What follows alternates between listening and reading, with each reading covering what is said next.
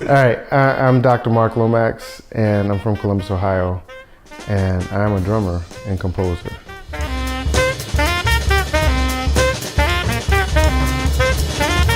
Drum set is a uniquely American instrument.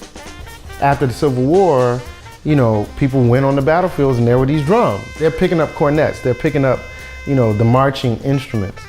And Black Americans who wanted to play drums figured out how to take the big marching band and make it a bass drum that sat on the floor that you play with your foot. They took the crash cymbals that you would march with and called it a sock cymbal, and worked out a mechanism so you could play with your left foot or right foot, depending on what hand you play. And then the snare drum, right? Well, that sits right in between your legs, and then you have all these other toms and cymbals. So if you look at the drum set, the bass drum and the snare drum, and I would argue at least one cymbal, represents Western European military march music. Because with just those three instruments, with your bass drum, your hi-hat, and the snare drum, you can sound like a marching band. So history, theology, and philosophy, you know, particularly as it relates to African American history, really inspire me to create, because I want to tell these stories, number one. But two, as you're reading and studying within those spaces, it oftentimes, for me, gives me context to understand what's going on today. But artistic professions, and in general, I defer to what Bobby McFerrin has said, and that is really, you know, historically in the African tradition, there was no separation between the musician, the music, and the people. And so, as an improviser, you know, you're inspired by the moment, the time, the day that you find yourself improvising.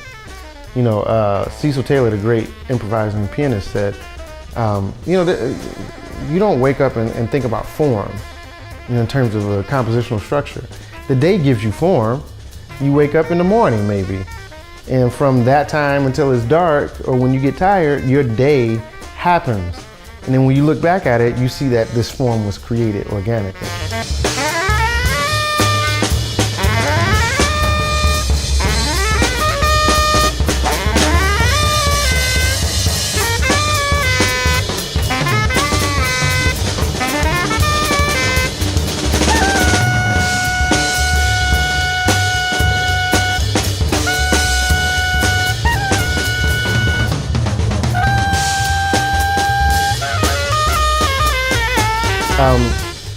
I think it's a time for us as creatives to really define who we are. I was saying defined, so I'm really thinking find who we are and define what that is for the culture.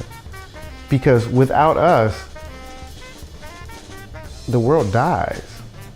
I mean, if we're not helping people value themselves and value their existence, then they literally are just cogs in the wheel.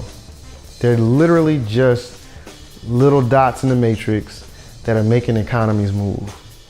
And so our value is that we bring, you know, spice and flavor to the human experience. We bring perspective to the human experience, and we bring context to life in a way that doesn't happen in any other profession. So if there's